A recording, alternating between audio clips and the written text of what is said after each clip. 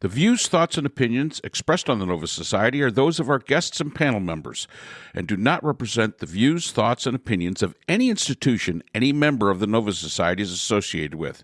The material information presented on the Nova Society is for general information purposes only. Reproduction or dissemination for the purpose other than education is prohibited without express written consent of the Nova Society.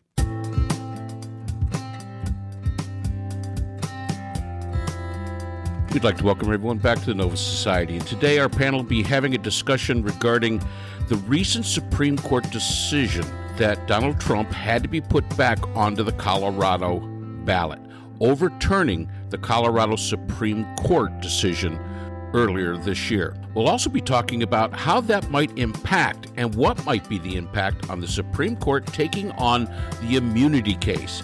Are presidents immune for the actions they take while in office? So let's listen in.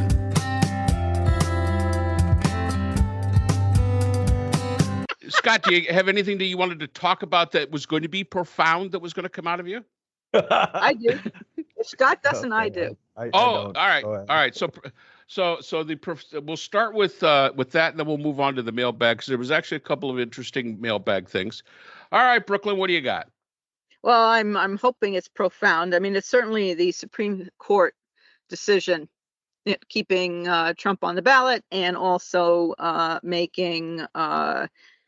jumping into the immunity issue and saying, oh, we'll hear that on April 22nd, and revising the point that they want to hear, which of course delays all the trials. And now we've also got Eileen Cannon, the federal judge in charge of the the federal documents theft case, for where Trump illegally took documents, classified documents, and wouldn't give them back.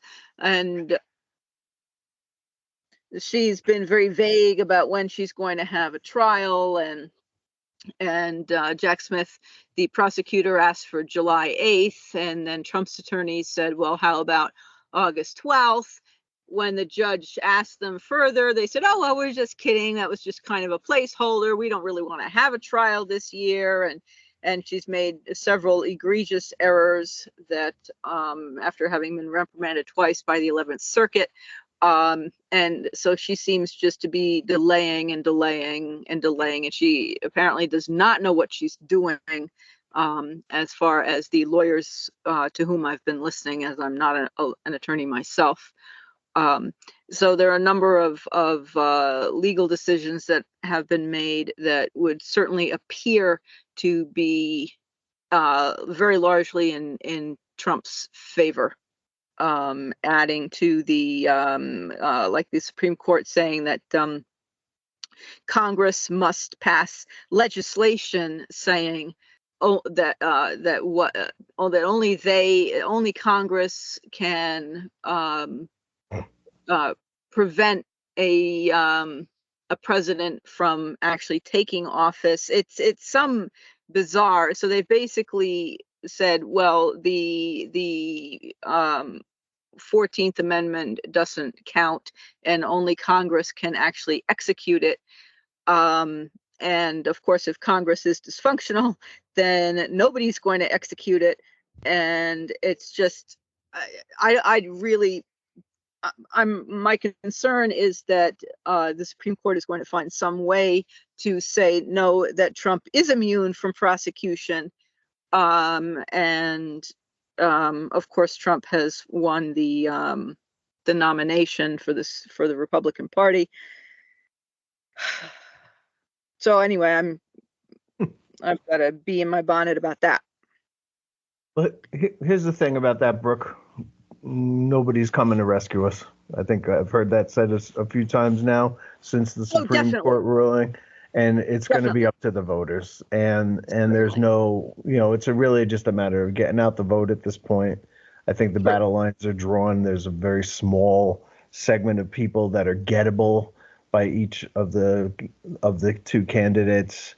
I don't, I'm sure that there's, well, I'll say this, because I think it's more more important, not really more important, but more germane to the overall situation.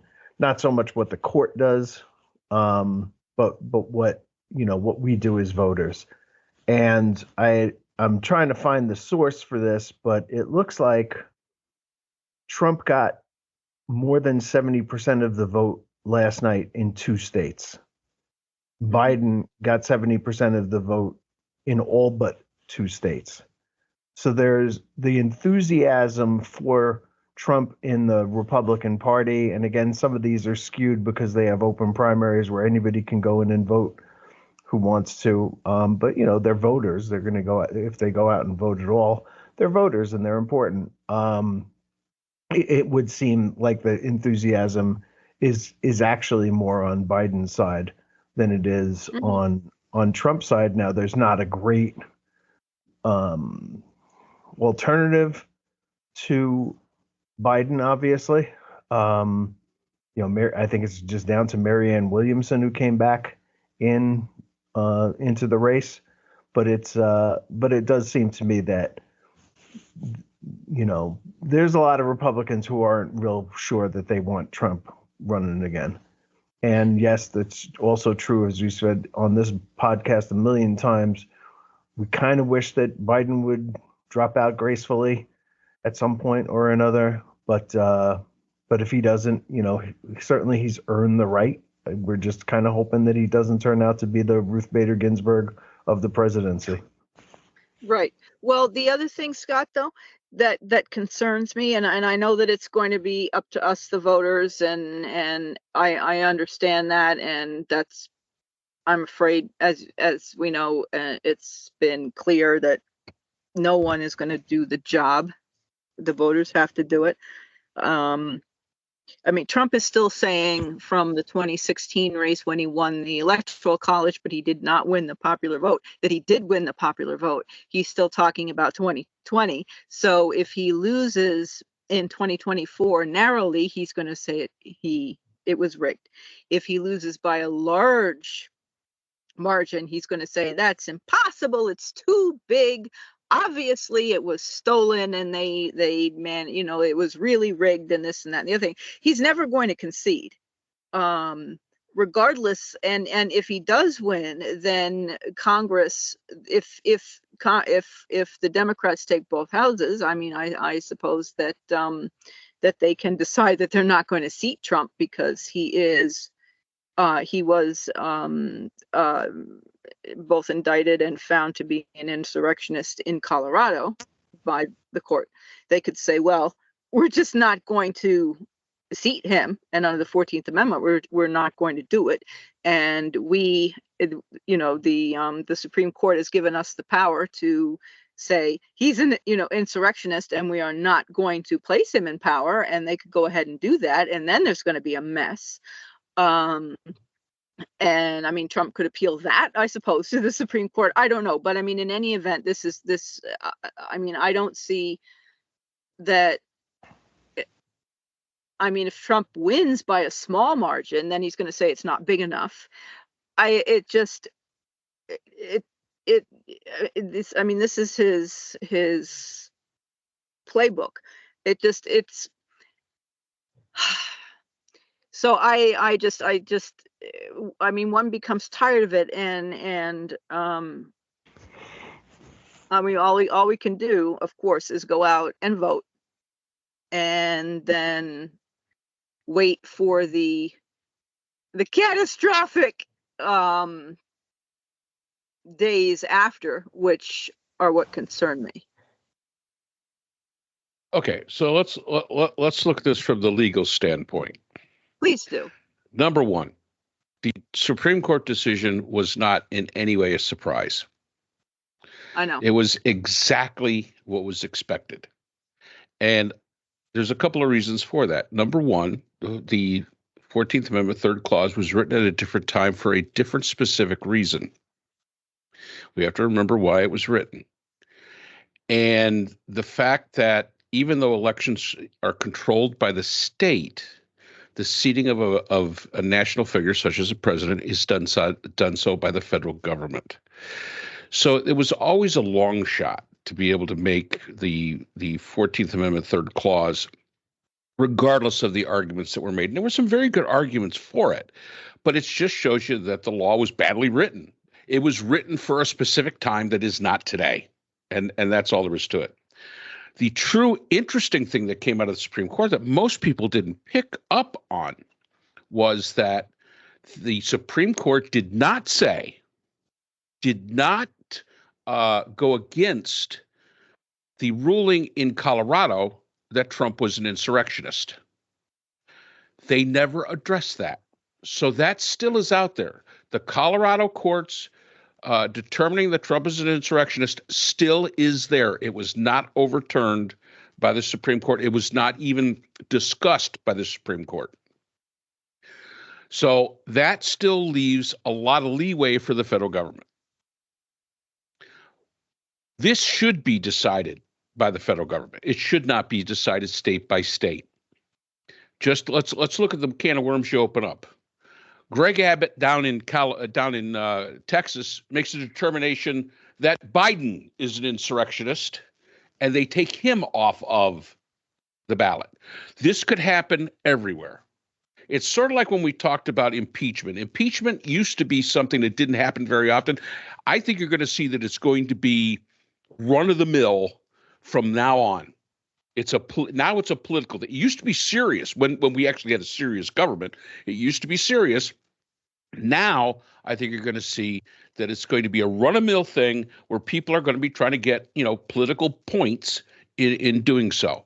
So Trump is still considered an insurrectionist. That has not changed. As far as the Supreme Court taking up the idea of immunity, I have to admit that's a rather big surprise, because it's like the stupidest argument you ever heard. But they're basically going to create case law to it, and in a lot of cases that's important. Create the case law for it. I think you're going to see the Supreme Court move faster than they normally would move. I mean, let's face it, they moved rather quickly on this ballot question. Comparative, as compared to the way the Supreme Court moves. They moved rather quickly, and I think they will continue to do so. As far as your comments about the judge down in Florida, if she does something that egregious, the 11th Circuit will step back in and can remove her. So obviously, she has not done anything egregious enough to call the special counsel to go to the 11th Circuit and bring up this egregiousness and have her removed. So even though it may seem to the layperson, oh, these are egregious, decisions she's making, according to the law, not so much. Because if it was something totally egregious, I'm going to guarantee you Jack Smith would be on his horse and standing in front of the 11th Circuit, and the 11th Circuit, who has done it before, would intervene. Right, but that would set the trial back way more, because now you're not even having another prosecutor come in, like in the Georgia case, possibly. You're having another judge come in with a whole bunch of new rulings and things like that. So now when you get to this trial, it's going to be, 2026. And I don't think anybody really wants to wait that long to have this particular trial. No, and Scott, I totally agree. I think the trial that everybody's got to really be keeping an eye on is the one in Washington, the Tunein case. That's the one to watch.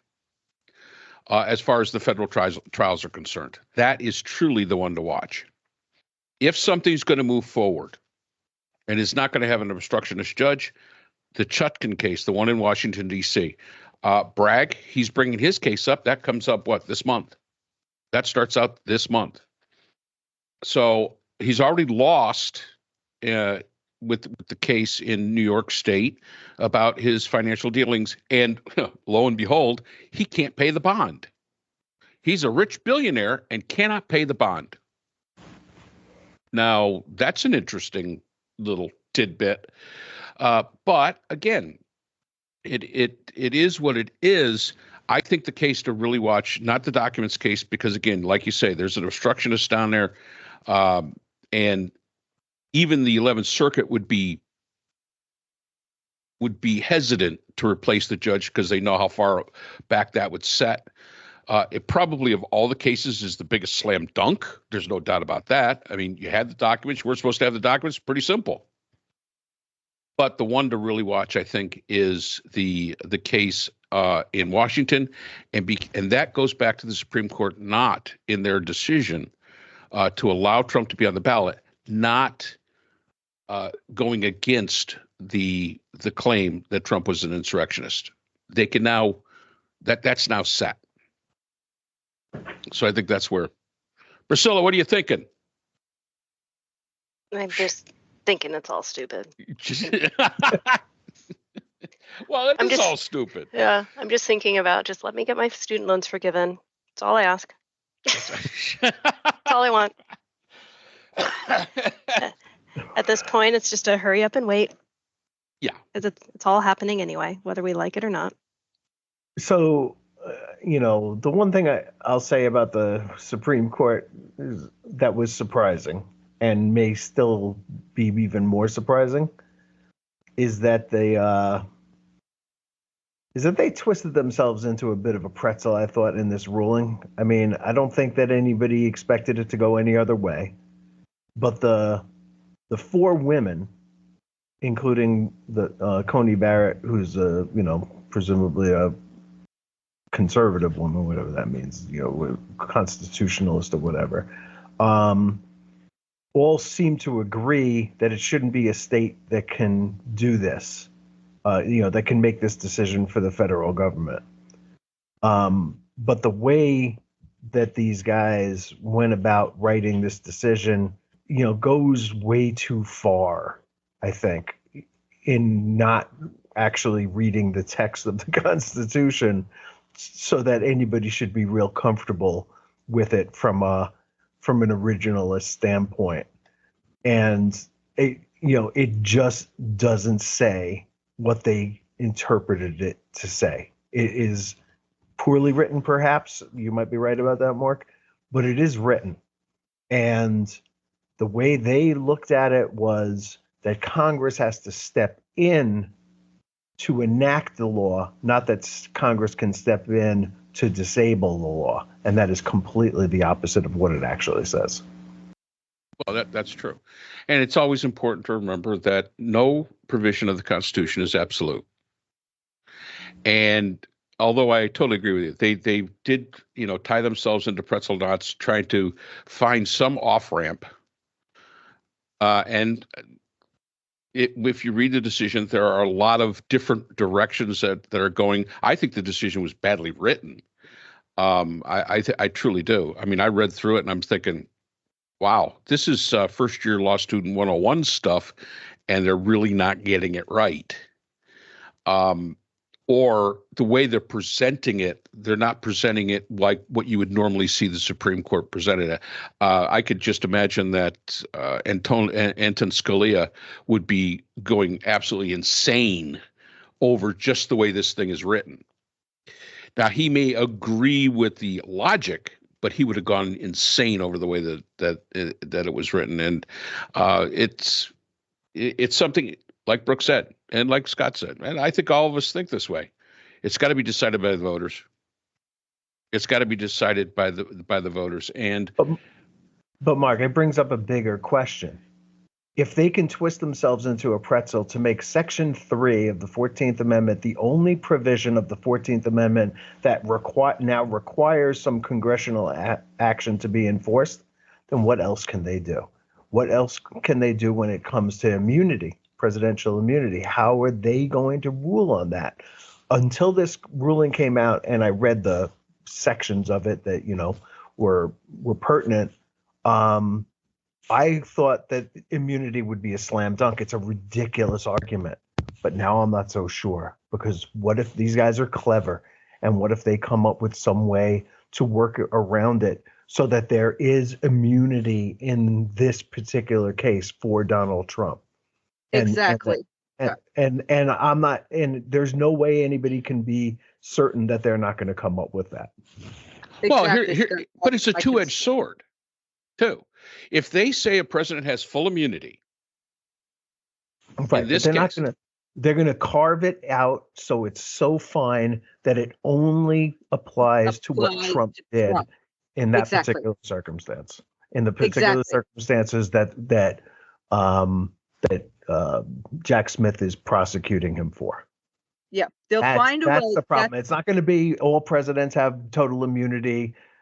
You know, if Biden wanted to rush this forward, he would simply say, "Hey, we're not going to have an election. I'm going to stay president," and Right. you know, force them to rush in to do something. They're not gonna fall into that trap. They're too smart for that. So they're not going to give Biden total immunity.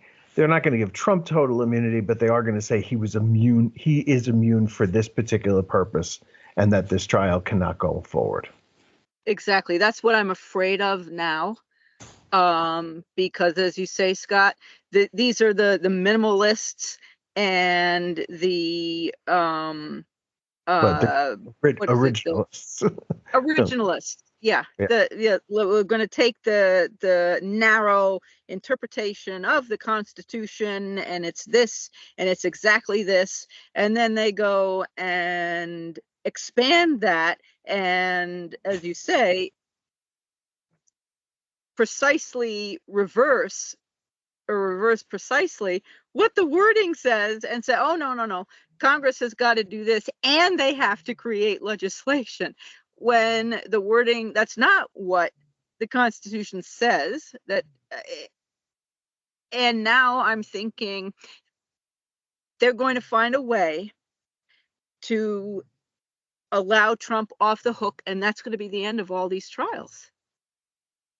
You know, and I just have this terrible sinking feeling, and that Trump is going to be allowed to weasel out of this. Which brings us back to the original point. It's not, there's nobody riding to the rescue here. We're going to have to vote this guy out again. He's lost the popular vote twice before. He's going to have to lose it again.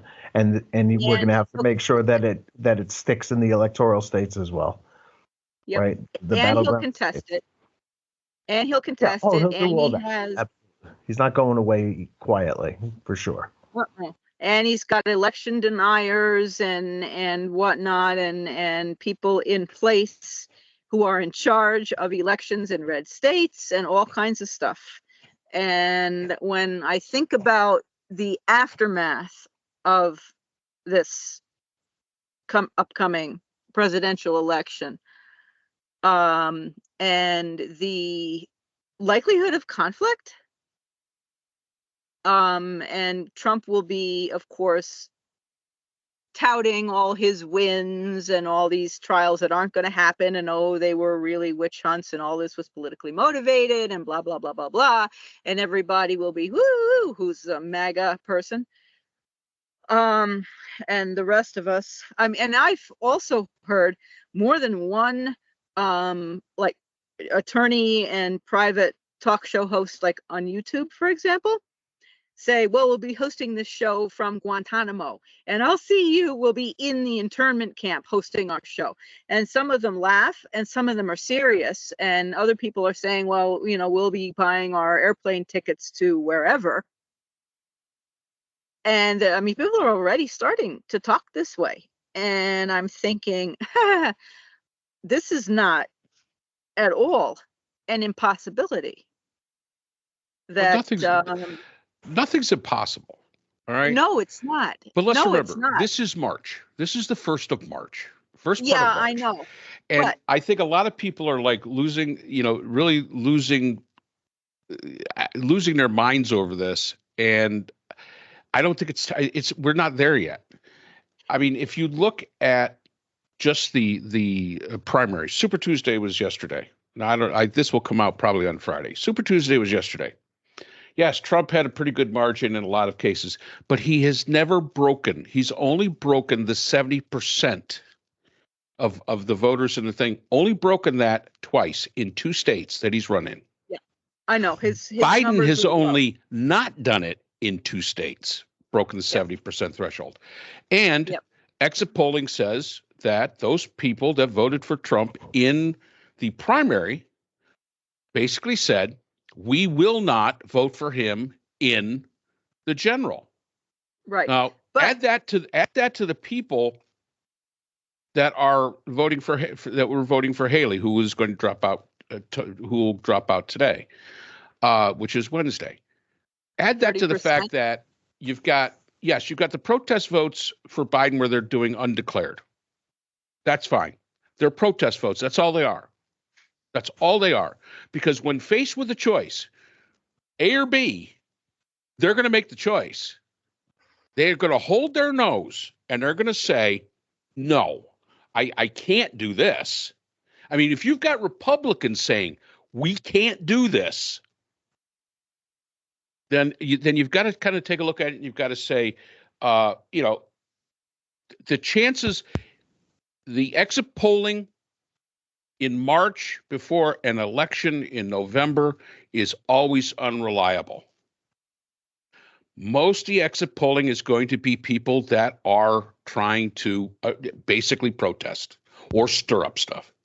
Yeah, no, I'm just saying it's my concern is that Trump is never going to concede, and the aftermath of all this, which he's not, as Scott said, he's not going to go quietly. Oh God, no. So if he's voted out with a small margin, it'll be one complaint. If he's voted out with a big margin, it'll be another one, or voted out. I mean, he's not in, but if he loses, and I don't know how large the blowback is going to be, to use a term from the CIA. Maybe there will be nothing. Oh, there's going to be violence. That's what troubles me. I mean, there's going to be violence. I mean, and first of all, like you said, this is Trump's playbook. There's going to be violence.